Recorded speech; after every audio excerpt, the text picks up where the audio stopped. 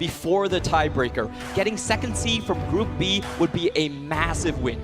Again, returning to that Korean roster, though, it looks like we don't get to see the Peanut versus MLXG matchup. Instead, it's Keen, Score, making his return in the jungle to reprise that victory role from yesterday, alongside Faker, Prey, and Gorilla. And you can see the fans in the audience cheering along for this team.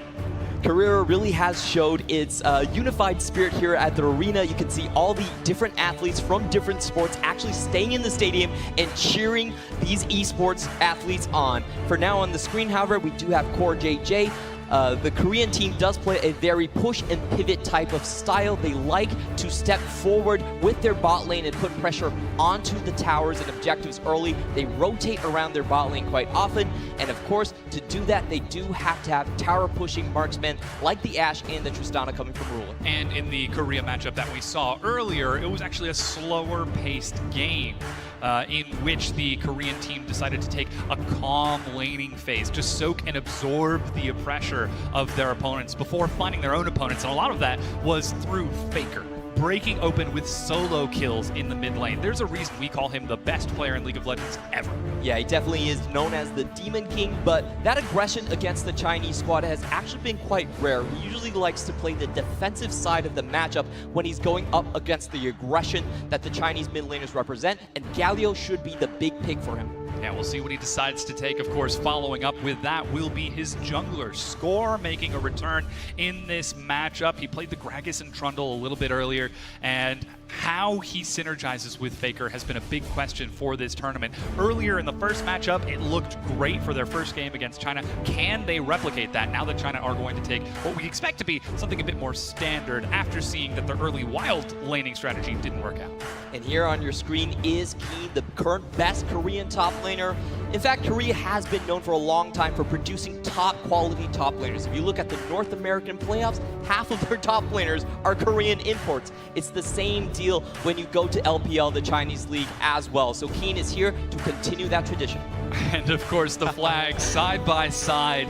The People's Republic of China team looking for revenge in this matchup. They're down in overall games against that Korean roster, though they do have the prestige of winning the Rift Rivals event just a few months back. But returning to the Rift, it's actually Ming making his return. Let Me, MLXG, Xie, Uzi, and his support Ming as opposed to Mako. So this will be the first time we see the duo actually step into the bot lane. They are teammates back in the LPL, playing both for RNG, and this should signal a strengthening in terms of synergy and a strengthening in terms of trying to play the lane out. Here we have some of the legacy Chinese players with us. Messiah coming to the stadium. He was the prototype of the Chinese mid laners for such a long time. I'm glad to see him here to lift the Chinese team's spirits. Yeah, certainly going to have to help them out as Ming. You see he's played 2 games so far. As you said, he is a good teammate with Uzi. They have plenty of synergy, plenty of stage time together, and seeing the mentality and attitude of the teams on stage looks to be good. They're laughing, they're smiling, they are ready for this matchup against the Korean team, which so far has not dropped a game in these group stages. And if Uzi can do it here, it would really change his legacy. Before 2018, he had no champions to his belt. In this year alone, already 4 domestic championships, and a couple of them also being international ones as well. So this could be the turning point for China to reverse the story about League of Legends and overtake Korea. Very well could be. A lot of that will be through that mid lane. Xie from Team WE gets a chance to show his stuff with that former prototype, as you said, Messiah in the audience. MLXG will be following up on that.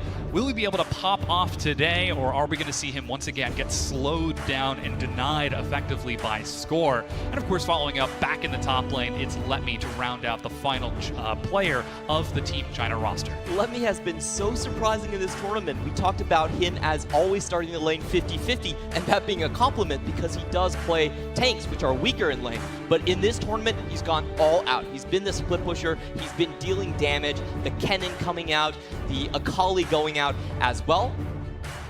Got to see the Jace earlier too, so interesting that we are seeing Team China play through that top lane on the other side of the map and allow themselves to carry through multiple roles instead of going for what has historically been the Team RNG style. Let Uzi play himself a strong carry in the bottom lane and invest all of your resources down there. But as we get ready for this pick and ban, we're about to get a chance to witness the rematch between these two titans of League of Legends once again. This time for the tiebreaker. For 5 straight years, Korea has won the World Championships, but in the recent 3 tournaments which went to the finals, the Chinese have emerged victorious. Can they continue their streak all the way to the end of the year? This is going to be the crucial tournament that decides it. This is going to be the decider, the momentum setter moving into the Worlds tournament happening just after the Asian Games a month later. But already, we're looking into this matchup again. 5-0, the Korean team undefeated. Team China trying to bring it back to them at 4-1 and equalize this matchup. Camille banned away. Akali respect banned out of Team China. So this time they're on the red side. They're the ones not taking any chances that any unexpected power picks slip through the cracks. This is pretty interesting because Korea actually has not shown the Akali pick, but like you said, China are respecting the patch and respecting the tier list, basically taking away that strong pick that could go to potentially Faker and King at the same time. On the Korean side, I really like the Camille ban. It is a very strong tempo setter for MLXG, and that is typically how China has won their games against Korea. They outpace them, and they are more aggressive in the early game. So taking away that edge could mean that they're looking for a slower paced game, could go back to the push and pivot that Korea is so known for. We see the follow-up power pick ban of Aatrox from Team China taken away from Team Korea, but the Galio ban out of Team Korea, this is rather unexpected. Obviously, first picking it isn't something that teams like to do, but this Galio has been huge for Team Korea whenever they play against a Chinese team. It was in the matchup just yesterday. It's something that denied Team Royal Never Give Up at Worlds last year. This is very interesting to see it banned away so early, so perhaps we might get the chance to see something different. We did joke around about this pick. In the semifinals last year, Faker played 5 straight games of Galio, and we were thinking to ourselves, hey, maybe Faker's going to play 6 straight games of Galio very well could. in the group stage, but fortunately, that will not be the case, and interestingly enough, the Rise first pick, this is a flex, a front, if you will, for the Korean squad. It can go into the top side and be played by Faker as well. Both of them are very well known for this pick, and Faker even has a world champion skin on it. Oh yeah, he's not showing too much information with this. Still Team Korea holding a lot of their cards close to their chest. Team China, though, they're going to have to show something here. It's a very early focus on the bottom lane once again. Varus and Alistar. Huge CC, huge laning phase. I love this adaptation coming out from China. I think their main problem from the draft in their first matchup with Korea was that they were trying to play the game too slow. They picked the Kai'Sa, which has to scale later onto the game, and they also didn't have initiation from the top lane. This time around, they are going for the explosiveness that has caught Korea off guard in the past. Now that will be matched by Ruler, picking himself up that Ashe as he looks to challenge Uzi and Ming, and of course the Braum for Core JJ to match that. So again, bottom lane focus. They're still not showing too much information because, as you said, that Rise can be flexed between the top and mid lane, but Team China will have to show their own as they decide to pick up a very early Cho'Gath. So Cho'Gath is a great blind pick type of top laner. It works well in the team fight, but I would say that this pick is actually quite slow in terms of getting fights down in the early game. So I'm a little bit surprised by that. Letme's best champion by far has been the Ornn. His initiations is what won them the Rift Rivals. But Cho'Gath, though he's a great tank, I don't think he's the best initiator. So this is an interesting pick. I think it's because that they wanted a better laning phase in terms of the top lane. They didn't want Keen just to be able to free split push. So that might have gone into the consideration between the picks of Ornn and the Cho'Gath.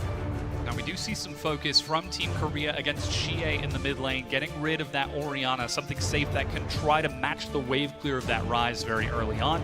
But we're still looking for Team China to look for engage.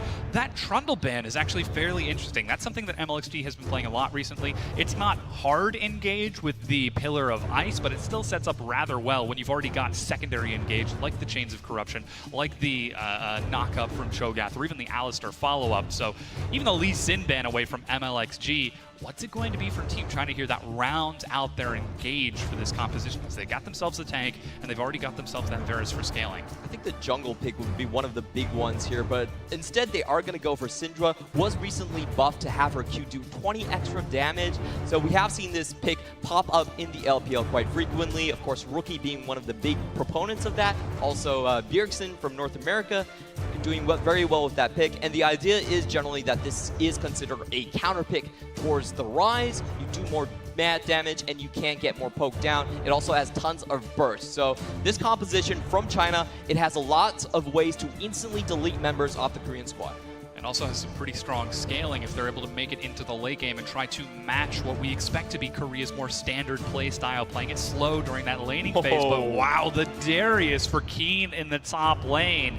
He's looking to take that true damage bleed, that true damage execution against that Cho'Gath, but we're still looking for MLXG, and he decides to go with the Olaf to provide a front line for his team. So Olaf is a great champion where you're trying to run down the bot lane, and if you look at the Korean squad, Ashe and Braum don't really have any escapes. They're going to focus very heavily on that, but to be honest, I feel like on the Chinese side, they do lack a bit of engage. The explosiveness that we were talking about was very crucial for their wins against Korea. So what they have to do is really try to snowball the early game instead. On the Korean squad, I feel like Darius is a bit of a risky pick. We actually haven't seen this champion pop up that much after the Conqueror nerfs. So if they want to make it work, they will have to go top lane quite frequently. We'll see if Lemmy can keep himself safe. He's well known for absorbing pressure for his team. This is actually the first tank that we're seeing him play in this tournament, as he's been trying to play those carries, trying to play split push. So we are seeing something a bit more standard out of Team China as the coaches shake hands for what could be the last time this tournament. The only way we get another opportunity for those coaches to shake is if we go to tiebreaker and Team China win this matchup, or if the two teams meet in the finals of the tournament, as they are currently expected to both advance to the next stage of semifinals. But that being said, it's now about time for us to load onto the Rift. Team Korea taking on Team China, as China are looking for revenge and Team Korea are looking to stay on top. And what a classical matchup this will be. This will be the stakes for first seed. They were 1-0 in Korea's favor, but now if China can secure this game, there will be an additional tiebreaker played to determine who comes out on top.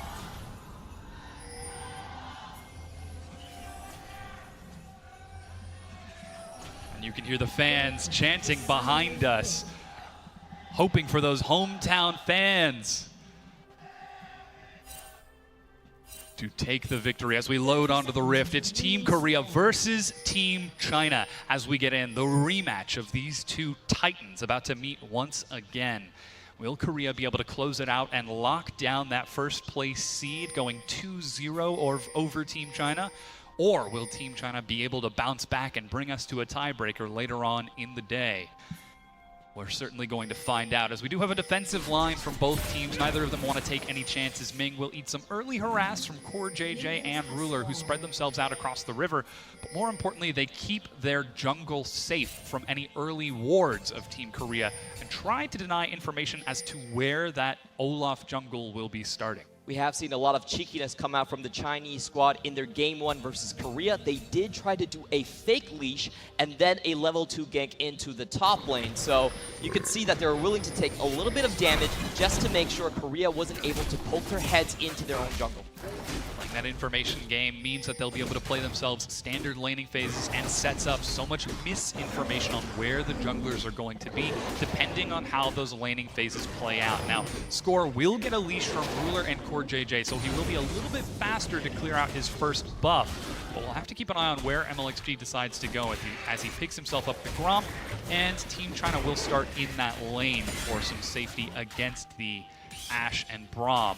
Meanwhile, Score on the other side, going for 2 camps so far. Let's keep an eye on his progress, as Keen was looking for some early harass against Letme and is already zoning away from minions. Yeah, definitely. It's really good to see Score come back for this crucial matchup. He is known as the champion without a championship in Korea. Longtime second place holder, but is recognized as one of the best junglers here. He was very excited to come here for the Asian Games and potentially lock down his first championship. He hasn't been able to do it domestically, hasn't been able to do it internationally, but he has a lot of fans all across the globe baiting their breaths and waiting to see if he can finally make it.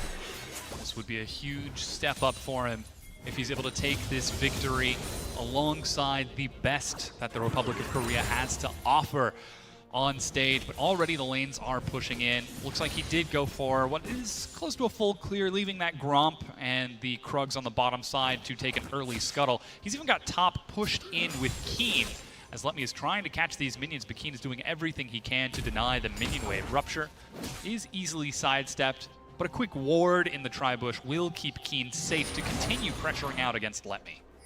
I think everyone who watched Rift Rivals should be very familiar with Keen's Darius, a 13-kill game against the likes of G-Rex in that tournament. So it is one of his signature picks, and you can see that how well Score is trying to defend that lane. It is one of those champions where you have to win lane to actually be effective. So there will be a lot of early game investments into Keen. We'll certainly keep an eye on how he gets set up. Already that vision and the early Scuttle Crab keeping him safe and allowing him to expand that advantage up top on that signature Darius. Meanwhile, MLXG, he's left his lanes completely to their own devices. He went for a full jungle clear, every camp, and is now taking that bottom Scuttle Crab. You can see Score is trying to track him as he's hanging down on that bottom side, spotted out by these Scryer's Bloom. And that's even the Predator used in the mid lane as teleport completed from Faker. He's not caught by the stun, but that's Rune Prison.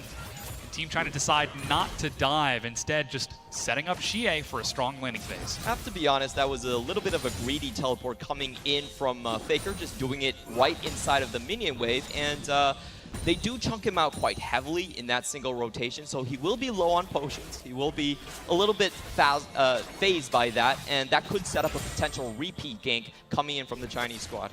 Now, we didn't even see the Scuttle Crab finished from MLXG in that river, as this ward does spot out Score. He's able to drop a zombie Poro in the bush for a little bit of vision, as MLXG is stepping up to zone him away. And even using the sweeper as well. So currently it's just this constant dance of vision between the junglers to track where they're maneuvering around the map. Uzi trying to control this bottom wave and is doing so pretty successfully after having been left to his own laning phase. Already 8 CS ahead. Very well could be 11 as these two waves crash in once again, while MLXG is just keeping Score away from that bottom lane and allowing Uzi to do what he does. The general setting for this game will be bottom focus for the Chinese squad and top focus for Korea. Look at that CS difference in the top lane already. Cho'Gath missing out on 2 waves from Letme. That's a very dire situation early on. If you're behind like 20 CS in a top lane matchup, you really can't compete anymore. It's going to have to be constantly controlled by Keen, and basically it will draw MLXG, whether he wants it or not, towards the top side. He's still hovering on the top half, and he's able to get there before Score. Level 5 to level 5, but Score is trying to track this as he gets over the wall, sitting on the blast cone. MLXG takes over to level 6, and Score steps up just to deny this camp. With Keen right there beside him, there's no way MLXG can fight for this. And it's Team Korea taking their first advantage throughout Keen's pressure, and Score following up on it. And this is actually going to be the first recall for Keen as well, as he's sitting on that teleport still, along with 56 CS worth of gold. He's going to have himself a pretty big buy. Phage and Boots to try and expand his advantage against Letme, who did use his own teleport to get back into lane with a Glacial Shroud just for sustain. Yeah, definitely wants that early mana so he can keep on using his spells to actually CS the wave. We could see Keen was camping very hard around those cannon minions, ready to punish Letme if he ever did step up. It looks pretty hard for Letme to do anything in the top side, so here's going to be the big question. Is MLXG going to go top and try to rectify the situation, or will they then focus most of their attention bot lane and just try to be faster on the bottom side of the map? Currently, Xie hanging out on that bottom side as he heads over towards blue buff. It seems as though Team Korea have got the timing down as Letme. He can't even step up to the minion wave with Keen putting on this non-stop pressure. And with that Rupture and Feral Scream pushing the wave every time he uses a spell, the only way for him to get close, it's going to become more and more difficult. Now that does mean MLXG has an opportunity to try and break that up top or look for pressure bottom as he's stepping in. That's Score trying to take himself the red buff. MLXG sees it with the sweeper but decides not to follow up, even places a control ward because he knows he's got Ming, he's got Uzi. They've pushed up that bottom wave and they're trying to follow up on MLXG's pressure. But where Score and Keen were successful on the top half of the map, MLXG, Uzi, and Ming are not on the bottom. I really do like the mind games there for Score. He doesn't walk up and try to take out the control ward, knowing that the bot side of the map is free to roam to his position. He avoids the death and says, hey, I can just deal with that control ward later. So very smart, very measured play. And like you said, the bottom side of the map, I would say they do have a sizable advantage, and with that CS lead, you can already see the ultimate being opened up here. Score is walking into a potential trap. He's trying to make something happen. MLXG steps forward. That's the Predator. And that's the Chains of Corruption missing, and that will mean that most of the primary engage from Team China has been used, and they're forced to back away as a good flash from Core JJ diffuses the situation and gives control back over to Team Korea. Yeah, that was a very well use of his summoner abilities right there, dodging out of the Chains of Corruption coming in from Uzi. I did feel like China probably could have turned their attention towards the incoming Score, tried to nab him there. But it was a very good reaction by Korea to dodge out on that potential gank and the snowball. Now, as we get closer and closer to the 10-minute mark, it's been an elaborate dance between the two teams. As you said, Team China playing towards that bottom lane, allowing Uzi to open up an advantage. He's 12 CS ahead of Ruler, whereas Team Korea playing towards that top lane, opening up a 30 CS advantage for Keen as he is pushing in wave after wave, and Letme is floundering under the pressure. Even Score hanging out on the top side of the map to make it even more unsafe for Letme, and now contesting this red buff.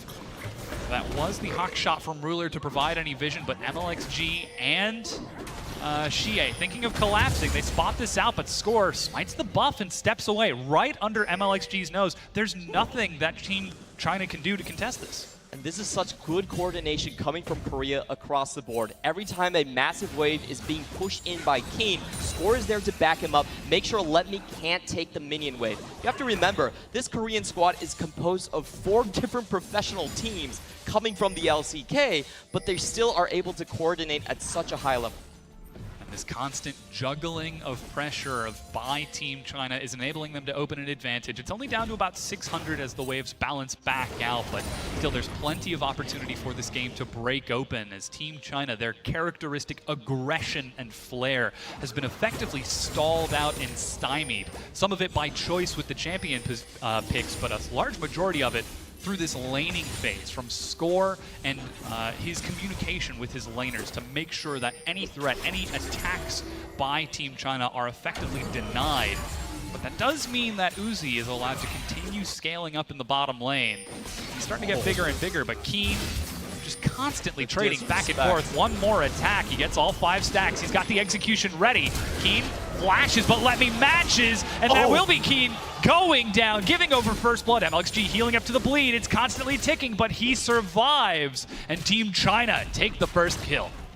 You could see how much swagger Keen actually had. He danced around the abilities of Letme perfectly, but of course, as Darius, if you're going in, you're going all in. And that's the big issue there. Score was not around the section of the map, and this really, you have to say, was an overstep by Keen. Look at the top side, there's no vision, so this is a very different scenario than the one previously had before. Great flash coming out from Letme. He would have fallen down if the Decimate did hit and the ultimate did go down. But well played by China. They did anticipate and punish the over-aggression coming in from Keen. Now with that presence, knowing that there's no flash from the top laner and having a track on the timer, Team Korea collapse onto the Infernal Dragon using that push pressure in the mid lane. MLXG is back on the map, but he's only just now getting to the pit, and the Dragon has already been picked up by Team Korea. So effectively juggling their resources across the map. Despite a mistake up top, they're still able to take an advantage bottom.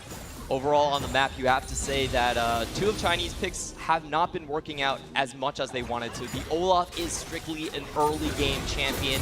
Ooh, but they're going in the bot side. It's a knockup for JJ, forced to back up. The chains will lock him in place. He's denying a lot of this damage. Arrow finds Uzi. He's still sitting on both summoner spells. Double teleport. There's the collapse. They've engaged. They've managed to kill Uzi. The primary damage is dead, and a cask will knock Ming back in. He tries to get out of this, stalls it out at such low health. Finally will go down, but it's chaos as the fight breaks out. Let me collapses. Realm Warp onto Faker. They're not able to deny his CC. He escapes with his life. Ruler picks himself up a double kill, and it ends up being 2 for 2. And that was a massive play coming in from Xie. I loved his target selection. He actually stunned out the Gragas on the backside and then used his ultimate onto the Ruler's Ash right there. So getting both things done at the same time does equalize the fight in the bottom side. However, Keen is left to his own devices in the top. Yeah, and here we get to see that play again. It starts with Team China thinking they've got the fight, but Team Korea balance things out and trade and make it equal. Yeah, that was a really good comeback coming in from Gragas. He gets the stun, knocks down Uzi, and then gets the great casket to put Ming in a very dangerous position as well. But however, like we talked about, Xie coming in, hitting both of his abilities on separate targets and on the right targets, I would add, really does save that fight for China. Meanwhile, as you said, Keen was able to take that turret in the top lane, so despite it going even in the bottom, that was against a numerical advantage for Team China. They were 5 versus 4 and still only went even. Keen taking that first turret. Now he's, 37 CS ahead, plus he's got that first turret solo gold. Already his Triforce is finished. Anyone that looks at that Darius is going to be in trouble. And that's always been the problem when when China faces Korea. It has been the legacy of the split-pushing top laners for the LCK coming up heads over and over again. Every single time Korea has taken a world champion, you should say they have had the better performing top laner. And it is the case once more in the Asian games where Darius is on the brink of being uncontrollable at this point. Already pushing up to the bottom tier 1, trying to expand that advantage bottom as Xie picks himself up blue buff with some help from Let Me, but nobody can answer Keen. He's even able to clear out the caster creeps this early on. Rupture clears out the rest of the wave, but now that Let Me shows himself bottom, now that Xie shows himself mid, that means that Korea sees an opening up top. They're able to engage and push forward with Score and Faker, but luckily Team China are able to defend and back up to the tier 2 turret. However, that does mean the Rift Herald is left wide open, and though it is spotted by a ward from Team China, there's little they can do to contest it. You can see the vision line being pushed out very far on the Korean side. If China wants to contest, they will have to walk through a lot of Korean wards. They will be spotted out, and you can see they're probably just going to give it up. Now, this Herald is most likely going to be used in the mid lane, and that would take away so much of the skirmishing potential that the Chinese got the Realm Warp. They're looking for the dive. As Ruler holding on to the arrow, they've managed to find Ming, but he gets a 3-man knockup. Uzi's trying to kite it out, lands a snare onto 2, sidesteps easily on the cask, and is able to make it look like nothing. Now Xie steps forward. Team Korea perhaps biting off a bit too much more than they can chew. The slow onto Ruler. He flashes away from the stun, but with a teleport from Keen, they realize they cannot match this. If he were to appear, then Team China would be in trouble, so they decide to back away. That was great play coming in from the Chinese top lane. Ming getting a triple knockup, and then Uzi sidestepping the ultimate, but let's look at Let Me for now. Oh, once again, all 5 stacks, and Keen is able to heal himself back up, just playing these long trades against Let Me. Though Team Korea are down in kills, they're trying to open up the map and use the advantage that Keen's pressure is providing them, constantly pulling Team China around and forcing them to be the ones to respond. In future team fights, if Keen has his flash and Uzi doesn't, then I don't think China will be willing to take any of these fights. He's really too fed at this point. If he goes all in, a single rotation should be able to take Uzi's head. Uh-oh, that's the Hex Flash. He's trying to chase onto Keen, makes his way over the wall. That's the control ward, Rupture, and he flashes away. I'm not sure what vision spotted that out, but Team Korea, seeing this play in advance, able to defend and absorb this pressure. Elsewhere, Team China are trying to reclaim control of the map as Faker pushes up top and Keen catches this wave down bottom. Again, that was Team China trying to take an opportunity, trying to look for an opening, and Team Korea just denying it. Yeah, and that's the big difference between a pick like Ornn and the Cho'Gath. The Cho'Gath is a better tank come the late game, but Ornn is much more capable of affecting engages. If that play happened with an Ornn, I do think that the Keen would have fell down right there. So, you know, they're really picking their poison at this time, and I feel like a lot of picks on the Chinese squad haven't really worked out for them. Olaf and Syndra are about the early game. Cho'Gath is about maybe having a slightly better lane. You have to sustain over the Ornn, but none of these factors have really worked out. And, you know, I have to say this game going in so far is very far in Korea's court. They've got what they wanted. Now that's the Rift Herald being used in the mid lane. Chelly will get a charge onto the turret though. Good auto attack from Ming denies a lot of this, and no follow-up from Team Korea means that the Rift Herald dies before breaking the turret, but a good knock-up as Lemmy, he's being dove bottom. He's got himself the flash as Faker and CoreJJ catch up. They've got so much crowd control. That's the knock-up. Faker diving the turret. He's trying to get in there. The Rupture stalls out. Lemmy survives with his life, but here comes Keen. He's ready to chase it down. MLXG finds a kill, but Keen is ready with the execution. Decides not to step in as Xie, he's found him on the way out, lands the stun, but decides not to chase it too far. Keen steps away from the Dark Sphere as that's another kill. Ruler managed to find a kill onto Uzi. They land the stun, but CoreJJ puts up the wall and denies it. Ming body blocking as MLXG pulls in, and that's Keen going down. They trade 1 for 1, but CoreJJ running for his life. The power unleashed is not enough. Score steps up. He's looking for another. Xie finds another. The stun does not bounce back. Score is doing work, but Team China are juggling the health as best they can. Ming steps forward. The sacrificial lamb. He ends up going down to allow his team to escape. And Ruler comes in just in the nick of time, but it's not finished yet. Faker's coming in with his teleport, trying to chase down another kill. Stun denies it. Xie has the timing down pat, and it does equalize. 2 kills for Team China, 3 kills for Team Korea, and they're able to break down the mid-tier 1. This is these two teams going head-to-head, but Team Korea just coming out by inches every single time, and suddenly those inches are starting to add up into something bigger. The big difference there was that Korea was able to pick up the objectives after the skirmishes have ended. The mid tower is down, and also another mountain drake going over to Korea's side. Let's watch how Uzi was caught out. Score, Gragas himself, as he's called in Korea, finds Uzi. Yeah, flash body slam over the wall before Uzi can react. Of course, though he is one of the best players in the world, we are still only human. We do only have reaction speeds that are so fast before we can get out of the way. And one of those ways is playing through misinformation. But I've seen this play before. This is the exact same one. That turret is still there, but this time Letme does not have the flash. There's the execution. And this time it pays off. And nothing really was expended from Korea's side. The ultimate is on a fairly low cooldown, and if you look over here, China can't really react to anything. They don't have the strength or the members to group up and take anything on the map, and this is how Korea plays over and over again. They slow the early game pacing down, and then they use their side lane advantages to slowly squeeze out objectives from you over and over. It's a death by 1,000 cuts. Those 1,000 cuts are starting to get deeper and deeper. The bottom tier 1 turret goes down following the mid tier 1. And Team China's presence on the map has suddenly gotten a lot smaller. They're trying to react by finding a kill into the mid lane. Faker flashes away. Xie still holding on to the power unleashed, but decides not to let it loose. As still every single time China try to take an opportunity, Team Korea just sidestep it like a dancer, deftly dodging these punches back and forth.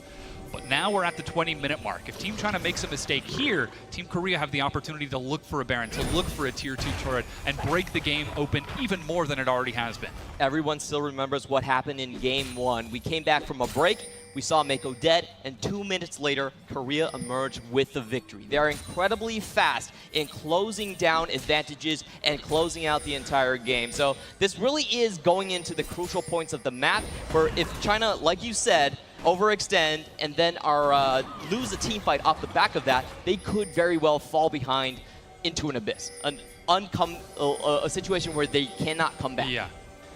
That event horizon, the point at which there is no return. They haven't reached it yet. It's only 4,000 gold separating these two teams, and Team China are effectively maneuvering around and trying to deny vision to Team Korea. But there's constant pressure, constant moving around the map. MLXG activates the Predator to step forward, feigning aggression to set up his team with some vision. As Letme continues to hold Keen down in the bottom lane, Team China group up in the mid.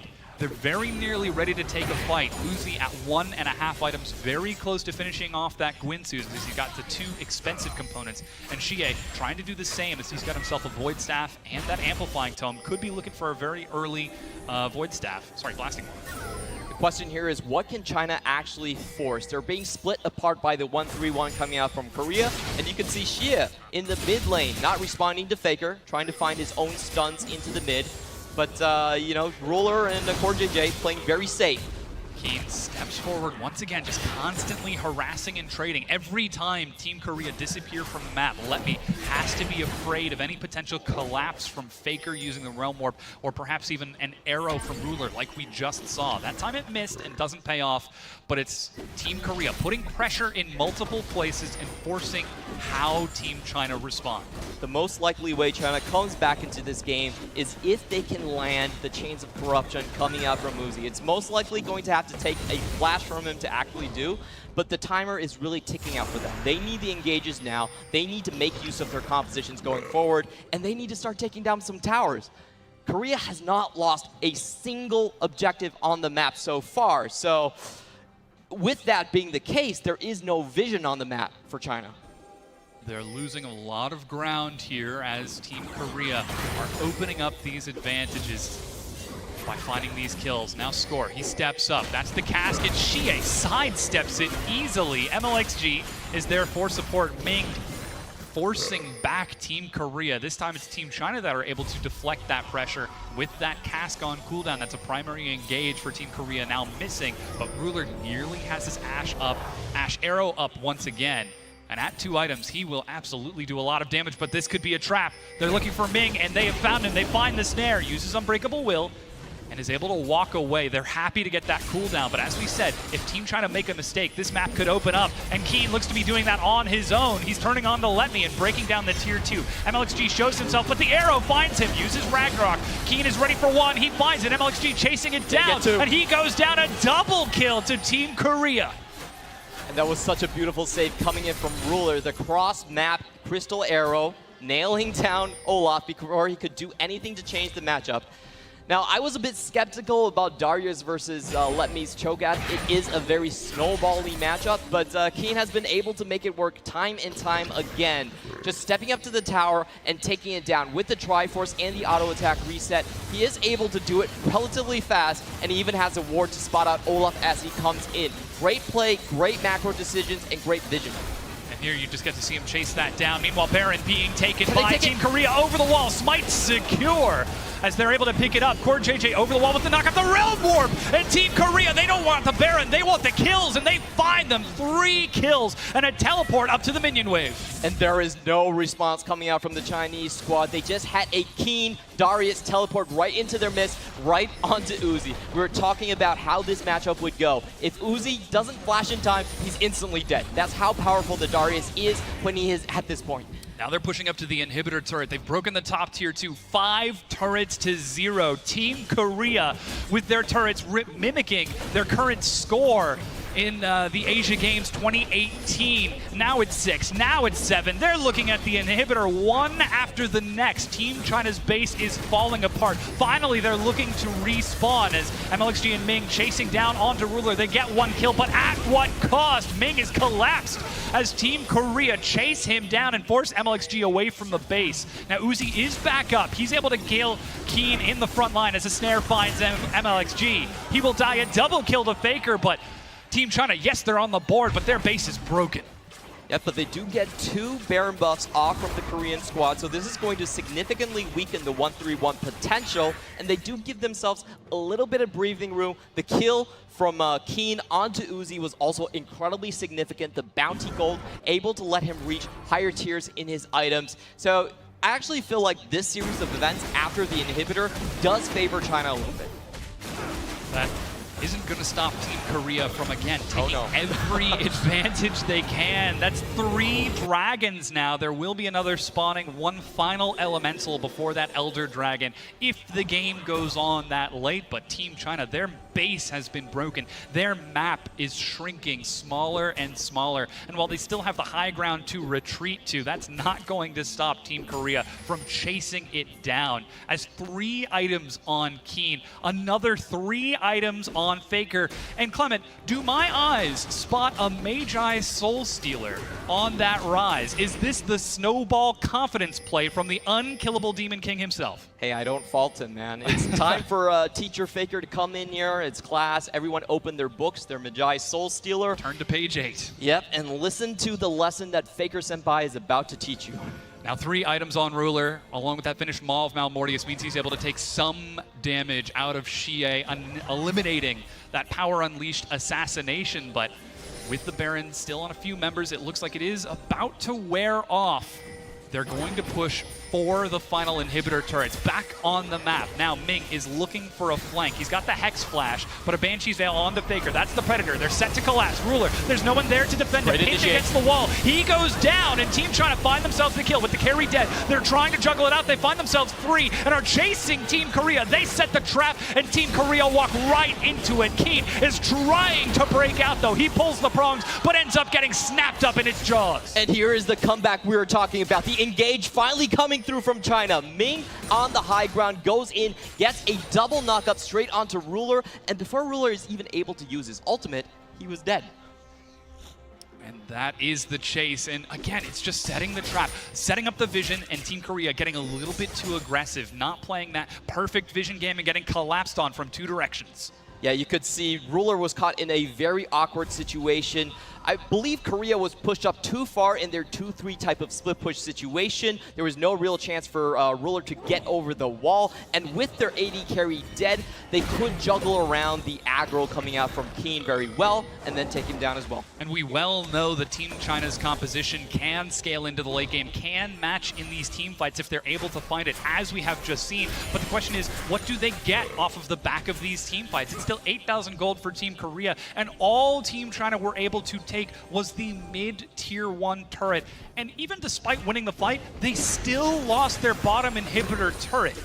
And while the mistake was made once by Team Korea, it seems like they've learned their lesson. They're setting up their side vision now. They're not taking any chances that they get trapped again. Kills don't matter as much in League of Legends as people really think about it. The key thing here is objectives. And if you count all the objectives that Korea has taken, the score is 13-1. So there's been 3 Drakes, a Herald, a Baron being taken as well, and 8 towers to boot. Well, China has only traded 1. So what that really reflects is the map control you see on Korea's side. There's so little space for China to actually operate. They have a lot of difficulties actually coming in and surprising Korea. So if Korea doesn't make the same mistake, it's going to be very hard to get another team fight, and that's how they want to play the game. That's the Realm Warp. They're trying to catch onto Ming as Faker pops up over the wall. Unbreakable Will and a cast is used to force Ming back, but that's a big cooldown. Meanwhile, MLXG still deep within enemy territory. What used to be his own side of the map is now very scary place to be. The snare is ready. He used the Ragnarok already, Rune Prison, and a slow. MLXG uses a stopwatch to stall it out, but he will die as Score finds himself another kill. The inhibitor is respawning right now, but with super minions escorted by Team Korea, they're just going to walk it forwards. They could be looking to end the game. Yeah, they definitely are trying to finish right here. They probably will take a little bit of time, just get the inhibitors, but this is a push where they can stay until MLXG actually revives. So they still have 30 seconds to take as much as possible. Oh, the flash snare. They found Ming. Remember, he has no ultimate. He gets caught and dies. Faker finds an opening. Could be trying to shut this game down and lock first place for Team Korea. It's 3 versus 5. Still 13 seconds on the timer for MLXG. A knockup as Uzi tries to clear out the minions as best he can. Xie trying to come in from the side, but Team Korea fan out. They don't let themselves get caught. The minion wave has been cleared rather effectively. Chains of Corruption, the snare, but Keen steps forward to take it. Uzi flashes away. Let me forced to go golden. He's snared, flashing back to try and survive. Ruler steps up under the turret. No fear in the eyes of Korea as they are chasing down the base of Team China. And it does look like Korea are going to give China one last breath. We'll back away for now, but that was so many summoners burned on China's side. You could see Uzi getting caught in the double apprehend coming in from King, having to trade his flash for that. I believe Korea will try to finish this game in that time frame of 5 minutes. Now they still have that Baron buff spawning just about now. Team Korea are back on the map and are securing all around it with double inhib down. Team China, not only have they now lost vision, but they've lost lane pressure everywhere except their own base. There's a very small window of opportunity to get back out onto the map, and we see them taking it as they push up into the mid lane.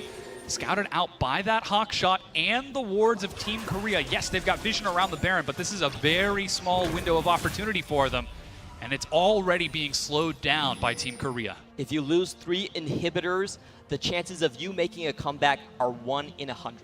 The odds are not stacked in China's favor. They're being pushed back onto the defensive side. There's almost no vision outside of their own base. I believe they will have to give up this Baron, and it will come down to that one big defensive team fight right in front of their Nexus to make a comeback. And let it be remembered that there's only a single Nexus turret standing. If Team China want to try and take a team fight, they only have a single Nexus turret to deal with this constant swarm of super minions collapsing in over and over. Already, though, it looks like the Baron has been started out by Team Korea. They've got one mountain, they are shredding through it. And LXG, he's ready with the flash and smite. He's over the wall, but he does not get the steal. Uses Ragnarok and will go down with his death timer missing. No, Faker, he seems to be backdooring. He's going one-on-one against Xie, forcing out the power unleashed. Xie did use the flash as that's a teleport to go in with Baroned up super minions. He backs away, and somehow Team China are able to defend their base, but the Nexus turret still crumbles. Again, Korea putting pressure in multiple places.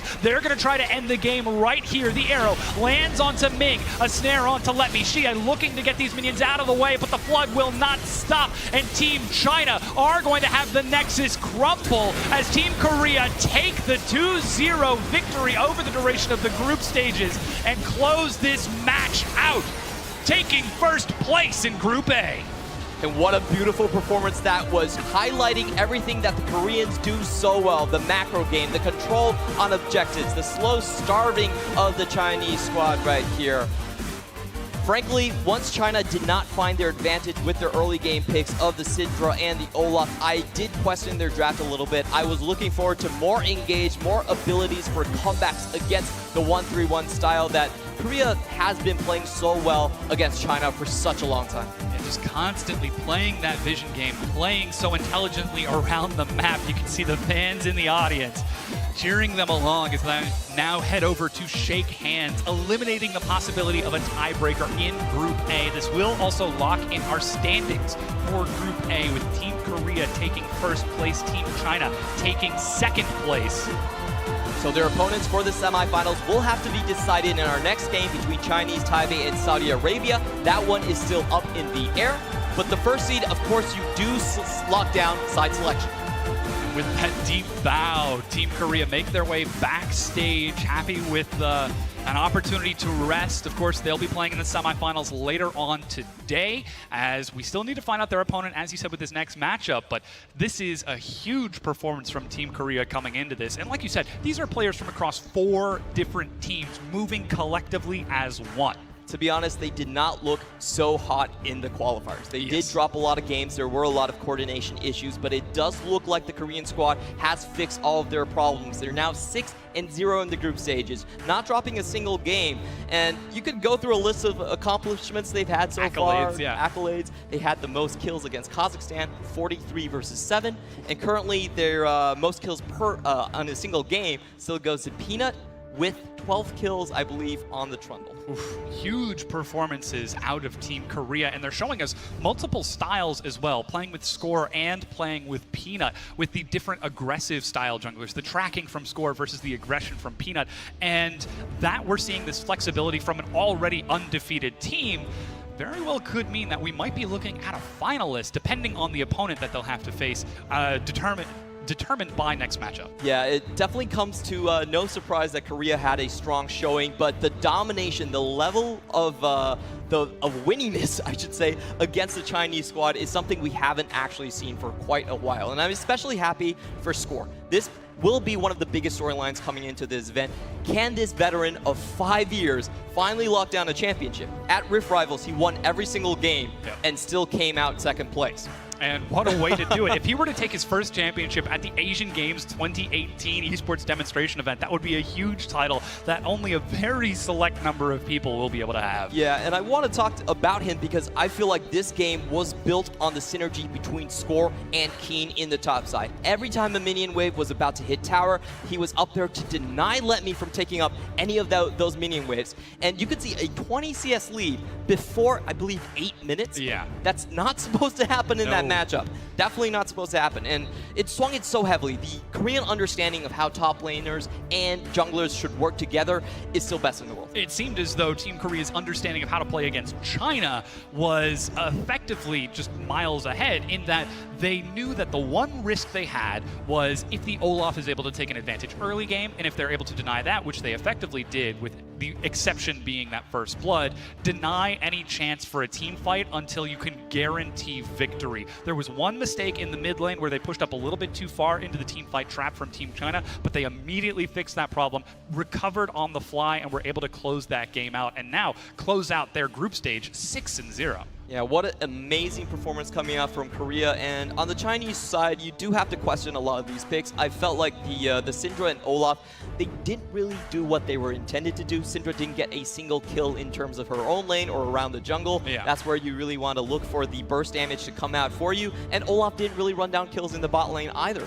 Perhaps it could have been Xie's confidence in that mid lane. He's played against Faker a handful of times and has actually taken solo kills against the unkillable Demon King in Faker. So perhaps that hubris showing itself, as we all remember the Lucian versus Galio, the Lucian versus Orianna from Xie to take those wins. But this time the Syndra not paying off as Faker. Absolutely massive damage over the course of that game. And Keen, similarly huge in the top lane. Definitely. Korea coming out again with more split pushing, with the global ability to secure each other, to help out with the enchanted crystal arrow coming out from Ruler. So they pretty much showed the same stuff against China twice in a row. And it's going to be up to China to really retune their strategy and try to break hold of that. What I'm really looking for, again, are those big engage picks that can force a team fight onto a split pushing team. Yeah, and we're looking now to find out who that man of the match is going to be. It actually goes to Score in the jungle at 4-1-10, a 14 KDA, by effectively denying MLXG any entry into the enemy side of the map, into the lanes, and keeping them all on their toes. He set up Keen for success. He set up Rise Faker for success in that mid lane. Yeah, I really do love the MVP selection here. I was worried a little bit that he was going to go to Keen for the flashy Noxian guillotines, but Score is definitely the MVP of the match. He controlled the tempo from throughout the game, and he forced so many flashes. Once they had the vision advantage, it always felt like you walked out of that line and Score was going to be right there waiting for you with this casket to force a flash out of you. So yeah, it was just a masterclass performance coming out from Score. Yeah, very fun, but now we get a chance to hear from the winning team themselves. Let's hear it from our post-game interview.